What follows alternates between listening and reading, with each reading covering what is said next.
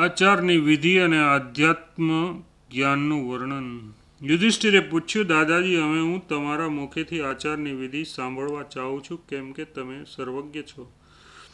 ભીષ્મજીએ કહ્યું, મનુષ્ય રસ્તા પર ગાયોની વચ્ચે અને અનાજના લીલા ખેતરમાં મળમૂત્રનો ત્યાગ ન કરવો જોઈએ. આવશ્યક શૌચ વગેરેથી નિવૃત્ત થઈને કોગળા કર્યા બાદ નદીમાં સ્નાન કરવું જોઈએ. ત્યારબાદ સંધ્યાોપાસના અને દેવતા પિતૃનું તર્પણ કરવું જરૂરી છે. તે દરરોજ સૂર્યોપસ્થાન કરે, સૂર્યોદયના સમયે કદી ન સૂવે, સાયં અને પ્રાતઃ બંને સમય સંધ્યા કરીને ગાયત્રી જપ કરે, બંને હાથ, બંને પગ અને મોં 5 અંગોને ધોઈને પૂર્વ દિશા તરફ મુખ રાખીને ભોજન કરવા બેસે. ભોજન સમયે મૌન રહે. ભોજન માટે પીરસેલા અન્નની નિંદા ન કરે, તેને સ્વાદિષ્ટ સમજીને પ્રેમથી ભોજન કરે. ભોજન પછી હાથ ધોઈને ઉઠે. રાતના ભીના પગે ન સૂવે. દેવર્ષિ નારદજી આને આચાર કહે છે. યજ્ઞશાળા વગેરે પવિત્ર સ્થાન, બળદ દેવતા, ગૌશાળા, ચોતરો, બ્રાહ્મણ, ધાર્મિક મનુષ્ય તથા મંદિરને હંમેશા પોતાની જમણી બાજુ રાખીને જવું. ઘરમાં અતિથિઓ, સેવકો અને કુટુંબીઓ માટે પણ એક સરખું ભોજન બનાવડાવવું ઉત્તમ છે. શાસ્ત્રમાં મનુષ્યને માટે સવારે અને સાંજે 2 વાર જ ભોજન કરવાનું વિધાન છે. વચ્ચે ખાવું ન જોઈએ. આ પ્રમાણે ભોજન લેનાર મનુષ્ય ઉપવાસી ગણાય છે. હોમના સમયે અગ્નિમાં હવન અને માત્ર ઋતુ સ્નાનના સમયે જ સ્ત્રી સાથે સમાગમ કરીને એક પત્ની વ્રત ધારણ કરનાર બુદ્ધિમાન ગૃહસ્થને પણ બ્રહ્મચારી જ માનવામાં આવે છે. બ્રાહ્મણના ભોજનથી બચેલું યજ્ઞશિષ્ટ અન્ન અમૃત તુલ્ય છે. એના અન્નનું ભોજન કરનાર સત્પુરુષ સત્ય સ્વરૂપ પરમાત્માને પ્રાપ્ત થાય છે. જે માટીના ઢેફા ભાંગે, ઘાસના તણખલા તોડે, દાંતથી નખ ચાવે તથા એઠા હાથ મોઢે ફરે, તેનું આયુષ્ય ક્ષીણ થઈ જાય છે. મનુષ્ય દેશમાં હોય કે પરદેશમાં પોતાને ત્યાં આવેલા અતિથિને ભૂખ્યો ન રાખે. જીવન નિર્વાહ માટે કરેલા કર્મથી જે ધન વગેરે પ્રાપ્ત થાય તેને માતા પિતા વગેરે ગુરુજનોને અર્પણ કરી દે. ગુરુજનો આવે ત્યારે તેમને પોતે આસન આપીને બેસાડે અને સદા તેમને પ્રણામ કરે. ગુરુજનો સત્કાર કરવાથી આયુષ્ય, યશ અને લક્ષ્મીની પ્રાપ્તિ થાય છે. ઉદય થતાં સૂર્યને ન જુએ, નિર્વસ્ત્ર પરાઈ સ્ત્રી તરફ નજર ન કરે અને હંમેશા ધર્માનુસાર ઋતુકાળના સમયે એકાંત સ્થળમાં પત્નીની સાથે સમાગમ કરે. પરિચિત મનુષ્ય સાથે જ્યારે જ્યારે ભેટ થાય ત્યારે તેના કુશળ સમાચાર પૂછે. પ્રતિદિન પ્રાતઃકાળ અને સંધ્યાકાળ સમયે બ્રાહ્મણોને પ્રણામ કરે એવી શાસ્ત્રાજ્ઞા છે. દેવ મંદિરમાં ગાયોની વચ્ચે બ્રાહ્મણોના યજ્ઞાદિક કર્મોમાં શાસ્ત્રોના સ્વાધ્યાય કાળે અને ભોજન કરવામાં જમણો હાથ ઉપયોગમાં લેવો. પ્રાતઃ અને સંધ્યા સમયે બ્રાહ્મણોનું વિધિપૂર્વક પૂજન કરવું. અજામતના સમયે છીંક આવે ત્યારે સ્નાન, ભોજન તથા માંદગીમાં બધાએ બ્રાહ્મણોને પ્રણામ કરવા. આનાથી આયુષ્ય વધે છે. સૂર્ય તરફ બેસીને પેશાબ ન કરવો. પોતાની વિષ્ટા પર દ્રષ્ટિ ન નાખે. પત્ની સાથે એક આસન પર સૂવાનું અને એક થાળીમાં ભોજન કરવાનું છોડી દેવું. પોતાનાથી મોટા હોય તેમને નામ લઈને અથવા તું કહીને ન બોલાવે. પોતાનાથી નાના અથવા સરખી ઉંમરવાળાનું નામ લેવાથી દોષ લાગતો નથી. પાપીઓનું હૃદય જ તેમના પાપોને જાહેર કરી દે છે.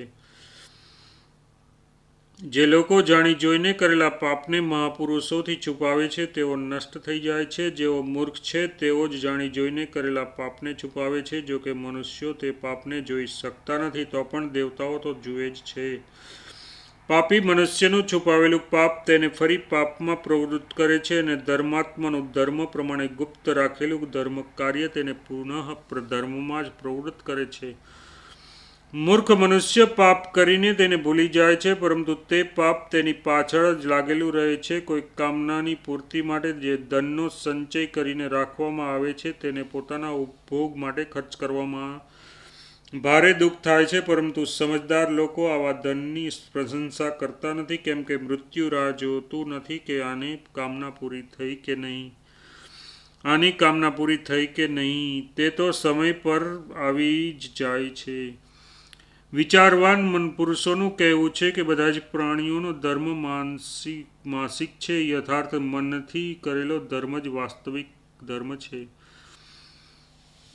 તેથી મનથી સમસ્ત પ્રાણીઓના કલ્યાણની કામના કરવી જોઈએ. ધર્મનું આચરણ માત્ર વેદ વિધિ પ્રમાણે એકલાએ જ ગુપ્ત રીતે કરવું, એમાં બીજાની સહાયતાની જરૂર નથી. ધર્મ જ મનુષ્યની યોનિ છે. ધર્મ જ સ્વર્ગના દેવતાઓનું અમૃત છે. ધર્માત્મા મનુષ્ય મર્યા બાદ ધર્મના બળથી જ સુખ ભોગવે છે. યુધિષ્ઠિરે પૂછ્યું, પિતામહ, શાસ્ત્રમાં મનુષ્યને માટે જે આધ્યાત્મ જ્ઞાનનું ચિંતન બતાવવામાં આવ્યું છે તે આધ્યાત્મ શું છે? તેનું સ્વરૂપ કેવું છે? આ ચરાચર જગત કોનાથી ઉત્પન્ન થયું છે અને પ્રલયના સમયે કોનામાં લીન થાય છે? આ બધી જ વાતો મને જણાવવાની કૃપા કરો. ભીષ્મજીએ કહ્યું, કુંતીનંદન, તમે મને જે આધ્યાત્મ જ્ઞાન વિશે પૂછી રહ્યા છો તેની વ્યાખ્યા કરું છું. તે અત્યંત કલ્યાણકારી અને સુખ સ્વરૂપ છે. આચાર્યોએ સૃષ્ટિ અને પ્રલયની વ્યાખ્યાની સાથે જ આધ્યાત્મ જ્ઞાન વર્ણન કર્યું છે. તેને જાણી લેવાથી મનુષ્યને પ્રસન્નતા અને સુખની પ્રાપ્તિ થાય છે. પ્રાણી માત્રને માટે હિતકાર છે. જે તેને જાણે છે તેની સંપૂર્ણ કામનાઓ પૂર્ણ થઈ જાય છે. પૃથ્વી, વાયુ, આકાશ, જળ અને અગ્નિ આ પાંચ મહાભૂત સંપૂર્ણ પ્રાણીઓની ઉત્પત્તિ અને પ્રલયના સ્થાન છે. જેમ લહેરો સમુદ્રમાંથી પ્રગટ થઈને પાછી તેમાં જ લઈ થઈ જાય છે, તે જ પ્રમાણે આ પાંચ મહાભૂત પણ જે આનંદ સ્વરૂપ પરમાત્માથી ઉત્પન્ન થયા છે તે ફરી તેમાં જ લીન થઈ જાય છે. શબ્દ, સ્ત્રોત્ર અને બધા જ છિદ્રો આકાશનું કાર્ય છે. સ્પર્શ, ત્વચા અને ચેષ્ટા આ ત્રણ વાયુના રૂપ, નેત્ર અને પરિપાક એટલે કે પરિણામ આ તેજના, રસ, જીહ્વા અને વિનાશ જળના તથા ગંધ, નાસિકા અને શરીર પૃથ્વીના ગુણ છે. આ પ્રમાણે આ શરીરમાં પાંચ મહાભૂત અને છઠ્ઠું મન છે. ઇન્દ્રિયો અને મન જીવને વિષયોનું જ્ઞાન કરાવે છે.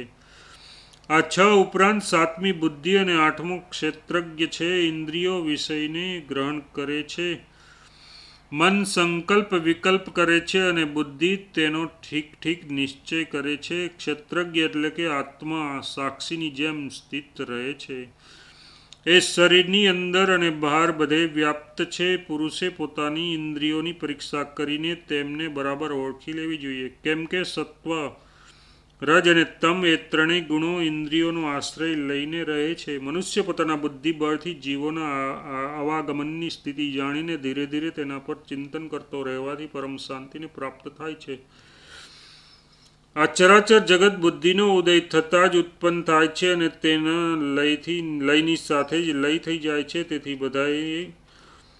તેથી બધાને બુદ્ધિમય કહેવામાં આવ્યા છે. બુદ્ધિ જ જેના દ્વારા જુએ છે તેને નેત્ર કહે છે. જેનાથી સાંભળે છે તેને કાન કહેવાય છે અને જેનાથી સૂંઘે છે તેને દ્રાણ કહે છે. તે જીહ્વા દ્વારા રસનો અને ત્વચા દ્વારા સ્પર્શનો અનુભવ કરે છે. આ પ્રમાણે બુદ્ધિ જ વિકારો સાથે મળીને નાના પ્રકારે વિષયોને ગ્રહણ કરે છે. તે જે રસ્તે કોઈ વિષયને પ્રાપ્ત કરવા ઈચ્છે છે, મન તેનો આકાર ધારણ કરી લે છે. ભિન્ન ભિન્ન વિષયોને ગ્રહણ કરવા માટે બુદ્ધિના જે પાંચ અધિષ્ઠાન છે તેમને જ પાંચ ઇન્દ્રિયો કહે છે. બુદ્ધિમાન પુરુષે ઇન્દ્રિયોને વશમાં રાખવી જોઈએ.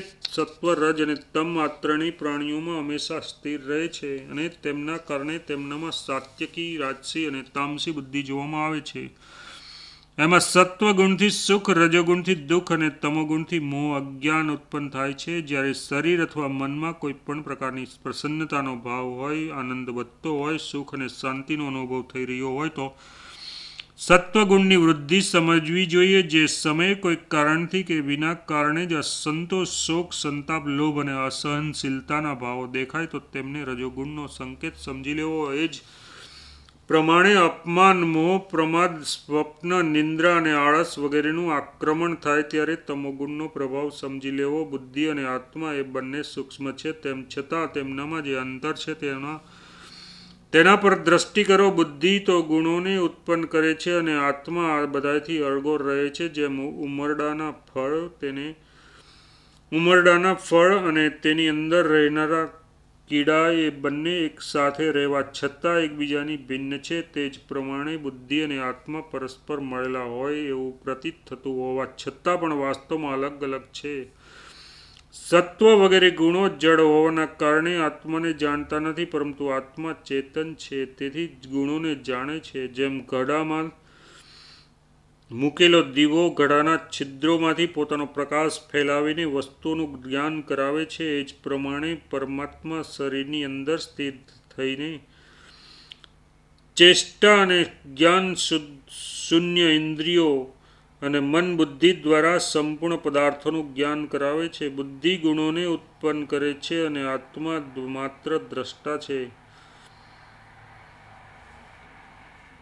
બુદ્ધિ ગુણોને ઉત્પન્ન કરે છે અને આત્મા માત્ર દ્રષ્ટા છે. બુદ્ધિ અને આત્માનો આ સંબંધ અનાદિ છે. જે મનુષ્ય સાંસારિક પદાર્થોમાંથી મનને હટાવીને માત્ર આત્મામાં જ અનુરાગ કરે છે અને આત્મા તત્વનું જ મનન કરે છે, તે સર્વ પ્રાણીઓનો આત્મા થઈ જાય છે અને એ સાધનાથી તેને ઉત્તમ ગતિ મળે છે. જેમ જળમાં વિચરનાર પક્ષી એમાં રહીને પણ પાણીથી લુપ્ત થતું નથી, તે જ પ્રમાણે જ્ઞાની પુરુષ પણ સંપૂર્ણ પ્રાણીઓ વચ્ચે નિર્લિપ્ત થઈને વિચરે છે. નિર્લિપ્તતા જ આત્માનો સ્વભાવ છે, એવો આપણી બુદ્ધિથી નિશ્ચય કરીને મનુષ્ય દુઃખ પડે ત્યારે શોક ન કરે અને સુખ મળે ત્યારે હર્ષથી ફૂલાઈ ન જાય. બધા જ જીવો પ્રત્યે સમભાવ રાખવો. જેમ મેલા શરીરવાળા લોકો જળથી પૂર્ણ નદીમાં નાહી ધોઈને સ્વચ્છ થઈ જાય છે, તે જ પ્રમાણે આ જ્ઞાન નદીમાં ડૂબકી મારીને મલિન હૃદયવાળા મનુષ્યો પણ શુદ્ધ અને વિદ્વાન થઈ જાય છે. આ જ વિશુદ્ધ આધ્યાત્મ જ્ઞાન છે, જે મનુષ્ય બુદ્ધિથી જીવોના આવાગમન પર વારંવાર વિચાર કરીને આ ઉત્તમ જ્ઞાનને પ્રાપ્ત કરી લે છે. તેને શાશ્વત સુખ મળે છે, જે ધર્મ, અર્થ અને કામને યથાર્થ રીતે સમજીને એનો પરિત્યાગ કરી ચૂક્યો છે અને યોગયુક્ત ચિત્તથી આત્મતત્વના અનુસંધાનમાં લાગી ગયો છે. તે જ તત્વદર્શી છે. તેને બીજી કોઈ વસ્તુ જાણવાની ઈચ્છા થતી નથી. એ પરમાત્માને જાણીને અજ્ઞાની પુરુષ પોતાને કૃતાર્થ માને છે. અજ્ઞાનીઓને જે સંસારથી મહાન ભય ઝઝૂમી રહેલો દેખાય છે, તે જ સંસારથી જ્ઞાનીઓને લેશમાત્ર ભય દેખાતો નથી. ધ્યાન યોગનું વર્ણન અને જપનો મહિમા બતાવવા માટે એક જાપક બ્રાહ્મણની કથા. ભીષ્મજી કહે છે, કુંતીનંદન, અમે એવું ધ્યાન યોગનું વર્ણન કરી જેને જાણીને મહર્ષિઓ આ લોકમાં સનાતન સિદ્ધિને પ્રાપ્ત થયા છે. યોગીઓએ ઠંડી, ગરમી વગેરે દ્વંદ્વોને સહીને નિત્ય સત્વગુણમાં સ્થિર રહેવું જોઈએ. તેમણે બધા જ પ્રકારની આસક્તિઓથી મુક્ત થઈને શૌચ, સંતોષ વગેરે નિયમોનું પાલન કરતા રહીને એવા સ્થાન પર ધ્યાન કરવું કે જ્યાં સ્ત્રી વગેરેનો સંસર્ગ તથા ધ્યાનમાં અવરોધ વસ્તુઓ ન હોય, જ્યાં મનમાં પૂર્ણ રૂપે સતત શાંતિ જળવાઈ રહે. યોગના સાધકે ઇન્દ્રિયોને વિષયોમાંથી ખેંચી લઈને કાષ્ટવત નિશ્ચળ થઈને બેસી જવું અને મનને એકાગ્ર કરીને પરમાત્મામાં જોડી દેવું. તે સમયે ધ્યાનમાં એ રીતે મગ્ન થઈ જવું કે કાનમાં કોઈ શબ્દ એટલે કે અવાજ પણ સંભળાય નહીં, ત્વચાથી સ્પર્શનો અનુભવ ન થાય, આંખથી રૂપનો, જીભથી રસનો તથા નાકથી સુગંધિત વસ્તુઓનો અનુભવ થાય નહીં. પાંચેય ઇન્દ્રિયોને મોહિત કરનારા વિષયોની ઈચ્છા ન થાય. બુદ્ધિમાન યોગીએ પ્રથમ ઇન્દ્રિયોને મનમાં સ્થિર કરવી અને 5 ઇન્દ્રિયો સહિત મનને ધ્યાનમાં એકાગ્ર કરવું. આ પ્રમાણે પ્રયત્ન કરવાથી પહેલાં તો થોડીવાર માટે ઇન્દ્રિયો સહિત મન સ્થિર થઈ જાય છે, પરંતુ પછી વાદળોમાં ચમકતી વીજળીની જેમ તે વારંવાર વિષયો તરફ જવા માટે ચંચળ થઈ જાય છે. જેમ પાંદડા પર પડેલું પાણીનું બુંદ બધી જ બાજુ હલતું રહે છે, તે જ પ્રમાણે ધ્યાનમગ્નમાં સ્થિર સાધકનું મન પણ ચલાયમાન થતું રહે છે. એકાગ્ર કરવાથી થોડીવાર સુધી તો તે ધ્યાનમાં સ્થિર રહે છે, પરંતુ પાછી નાડી માર્ગમાં પ્રવેશ કરીને વાયુની જેમ ચંચળ થઈ જાય છે. આવા વિક્ષેપના સમયે ધ્યાન યોગના સાધકે ખેદ કે ચિંતા ન કરવી જોઈએ. બળ કે આળસ અને માત્સર્યનો ત્યાગ કરીને ધ્યાન દ્વારા મનને પુનઃ એકાગ્ર કરવાનો પ્રયત્ન કરવો જોઈએ. યોગી જ્યારે ધ્યાનનો આરંભ કરે છે ત્યારે પ્રથમ તેના દ્વારા ક્રમશઃ વિચાર, વિવેક અને વિતર્કનું ધ્યાન થાય છે. ધ્યાન વખતે મનમાં ભારે ઉદ્વેગ હોય તો પણ સાધકે ગભરાઈને પ્રયત્ન છોડવો ન જોઈએ, બલકે પોતાના આત્માના કલ્યાણ માટે વિશેષ તત્પરતાથી તેમાં લાગી જવું જોઈએ. દરરોજ મન અને ઇન્દ્રિયોને ધ્યાન માર્ગમાં સ્થાપિત કરીને યોગાભ્યાસ કરવાથી ઇન્દ્રિયો સહિત મન આપમેળે શાંત થઈ જાય છે. આ પ્રમાણે મનોનિગ્રહપૂર્વક ધ્યાન કરનારા યોગીને જે દિવ્ય સુખ પ્રાપ્ત થાય છે તે મનુષ્યને કોઈ પ્રયત્નથી કે ભાગ્યની સહાયતાથી પણ મળી શકતું નથી. જેમ જેમ ધ્યાનજન્ય સુખનો અનુભવ થાય છે તેમ તેમ ધ્યાનમાં અનુરાગ વધે છે. આ પ્રમાણે યોગીઓ ધ્યાન દ્વારા સુખ શોકથી રહિત મોક્ષને પ્રાપ્ત થઈ જાય છે. યુધિષ્ઠિરે પૂછ્યું, જપ કરનાર સાધકને કયા ફળની પ્રાપ્તિ થાય છે અને તેમને કયા લોકમાં સ્થાન મળે છે? જપની વિધિ શી છે? જપ કોને કહે છે અને જપ કરવા યોગ્ય મંત્ર કયો છે? ભીષ્મજીએ કહ્યું, આ વિષયમાં અનુભવીઓ યમ, કાળ અને બ્રાહ્મણના સંવાદરૂપી એક પ્રાચીન કથાનું દ્રષ્ટાંત આપતા હોય છે. હિમાલય પર્વત પાસે એક મહાયશસ્વી બ્રાહ્મણ રહેતો હતો. તે કૌશિક વંશીય પીપલાદનો પુત્ર હતો. તે વેદોનો પારંગત વિદ્વાન હતો. વેદના 6 અંગોનું તો તેને પ્રત્યક્ષ જ્ઞાન હતું. વેદો હંમેશા તેની જીહ્વા પર વસતા હતા. એકવાર તે સંહિતા એટલે કે ગાયત્રીનો જપ કરતો રહીને તપસ્યામાં પ્રવૃત્ત થયો. આ નિયમનું પાલન કરતા તેને 1000 વર્ષ વીતી ગયા. ત્યાર પછી સાવિત્રી દેવીએ પ્રત્યક્ષ દર્શન આપીને કહ્યું, બ્રહ્મર્ષિ, હું તમારા પર અત્યંત પ્રસન્ન છું. તમારી જે ઈચ્છા હોય તે માગો. તમારી કઈ ઈચ્છા પૂરી કરું?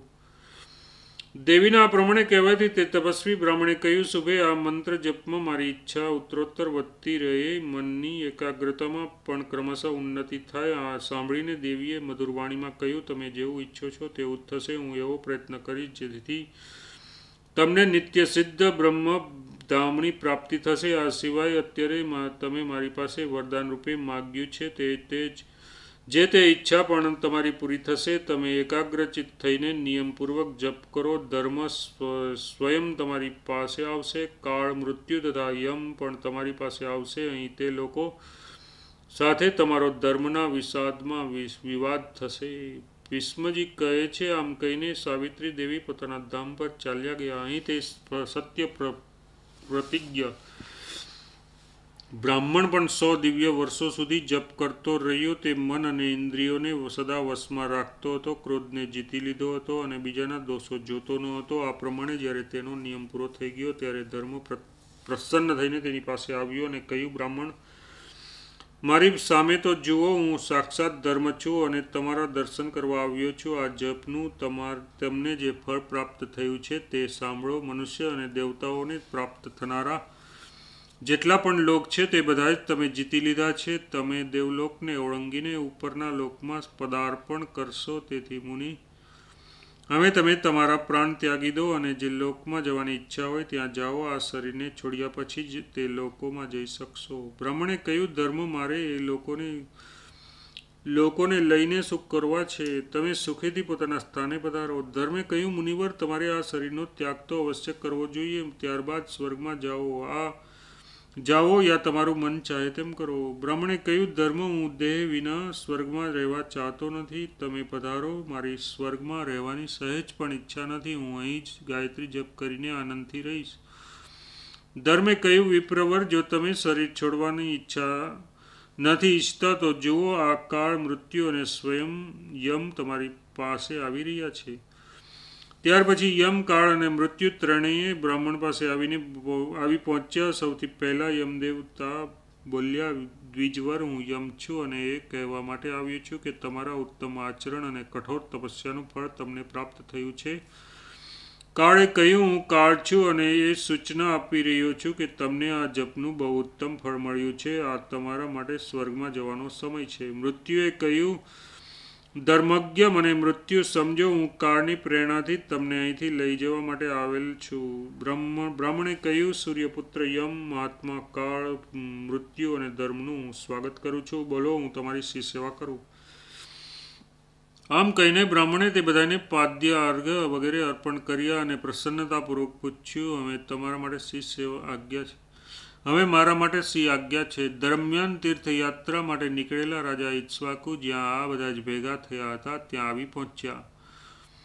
મહર્ષિએ બધાયનું પૂજન અને પ્રણામ કરીને કુશળ સમાચાર પૂછ્યા. ત્યાર પછી બ્રાહ્મણે પણ રાજાને આસન અને પાર્ધ્ય અર્ઘ્ય આપીને કુશળ પ્રશ્ન પછી કહ્યું, મહારાજ, તમારું સ્વાગત છે. હું મારી શક્તિ અનુસાર આપનું કયું કાર્ય કરું એ જણાવો. રાજાએ કહ્યું, હું રાજા છું અને તમે બ્રાહ્મણ, તેથી તમને કાંઈક ધન આપવા ચાહું છું. તમારે જેટલા ધનની આવશ્યકતા હોય તે મારી પાસે માંગો. બ્રાહ્મણે કહ્યું, રાજન, બ્રાહ્મણ બે પ્રકારના હોય છે. એક પ્રવૃત્તિ માર્ગનું અનુસરણ કરનાર અને બીજું નિવૃત્તિ માર્ગનો આશ્રય લેનાર. હું હવે પ્રતિગ્રહથી નિવૃત્ત થઈ ગયો છું. જે લોકો પ્રવૃત્તિ માર્ગ પર ચાલનારા હોય તેમને દાન આપો. હું તો હવે દાન લેતો નથી. હા, આપની કોઈ ઈચ્છા હોય તો જણાવો, હું તમને શું આપું. પોતાના તપોબળથી તમારું કયું કાર્ય સિદ્ધ કરવું. રાજાએ કહ્યું, જો તમને મને કશું આપવા ઈચ્છતા હો તો પૂરા 100 વર્ષ સુધી જપ કરીને તમે જે ફળ પ્રાપ્ત કર્યું છે તે જ આપી દો. બ્રાહ્મણે કહ્યું, એવા મસ્તુ, તમે મારા જપના ઉત્તમ ફળનો સ્વીકાર કરો. રાજા બોલ્યા, તમારું કલ્યાણ થાઓ.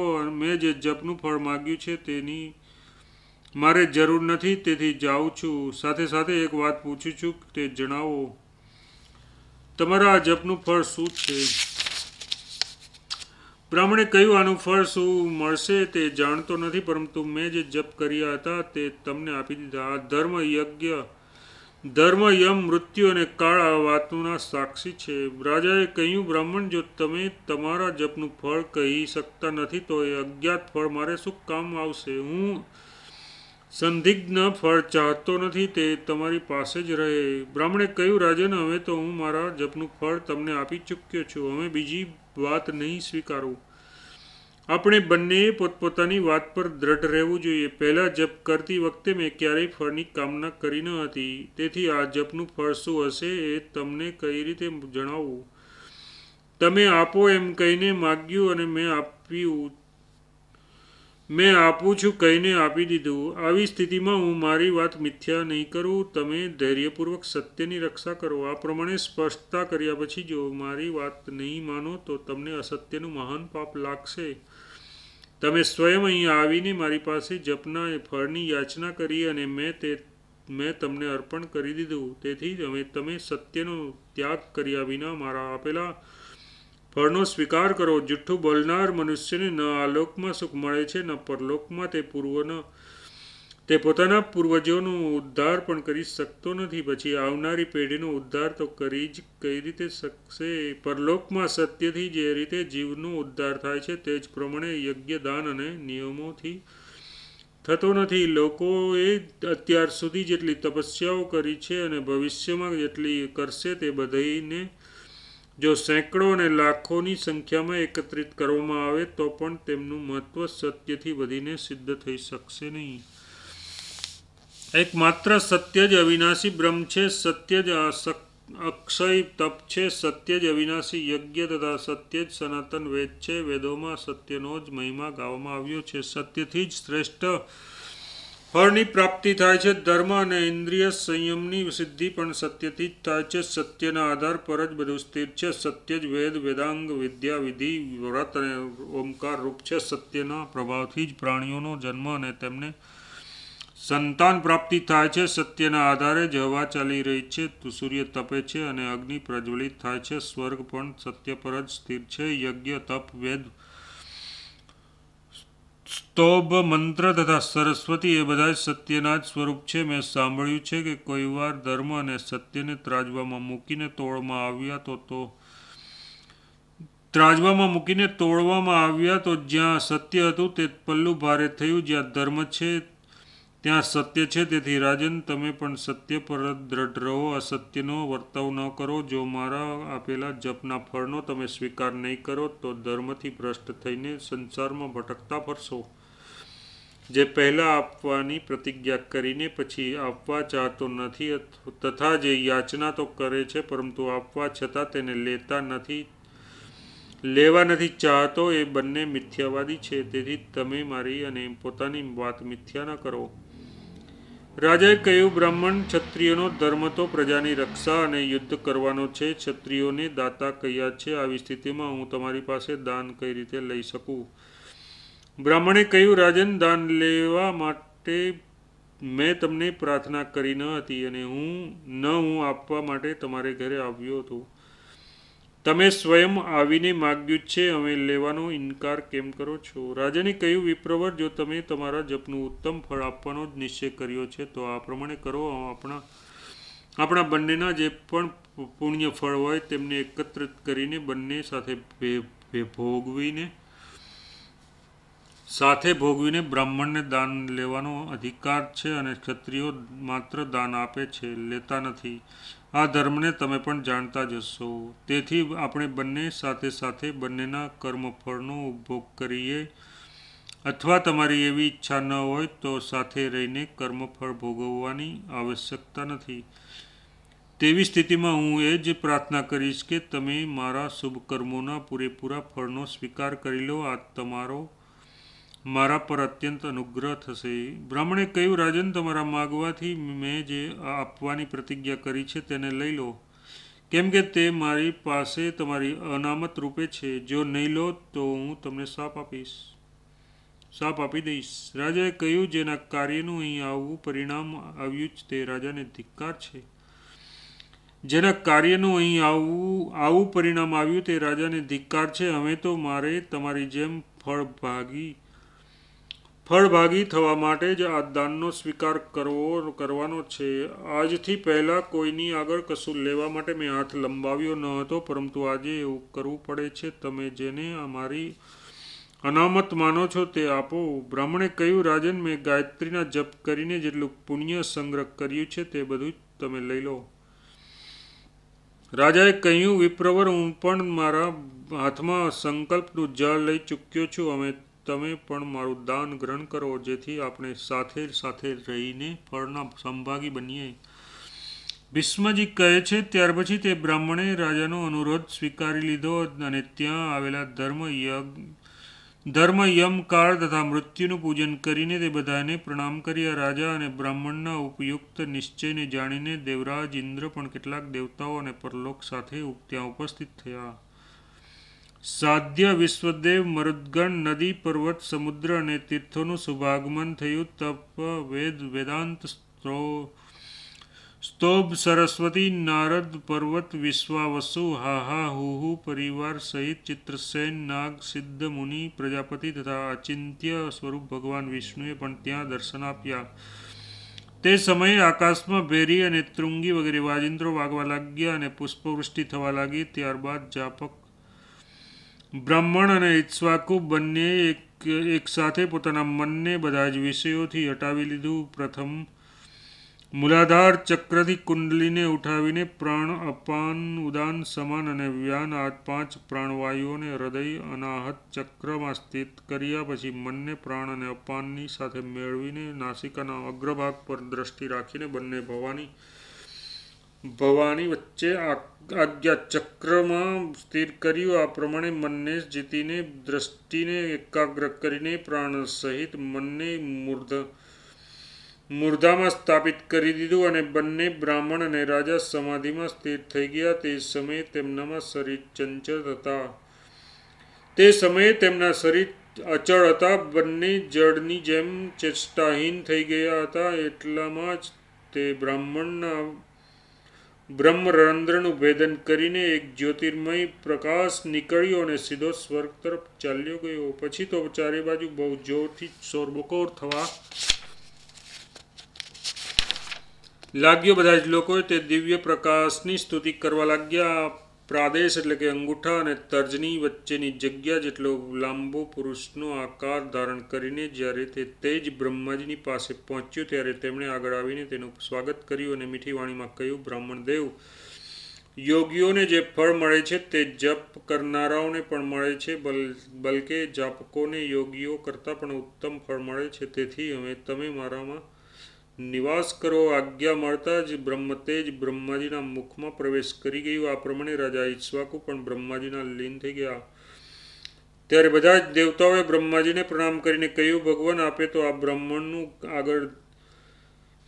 આપે તો આ બ્રાહ્મણનું આગળ જઈને સ્વાગત કર્યું છે. એનાથી એવું લાગે છે કે જાપકોને યોગીઓની પણ શ્રેષ્ઠ ફળ મળે, પણ આ જાપક બ્રાહ્મણને સદગતિ આપવા માટે જ આપે આ બધો જ પ્રયત્ન કર્યો હતો.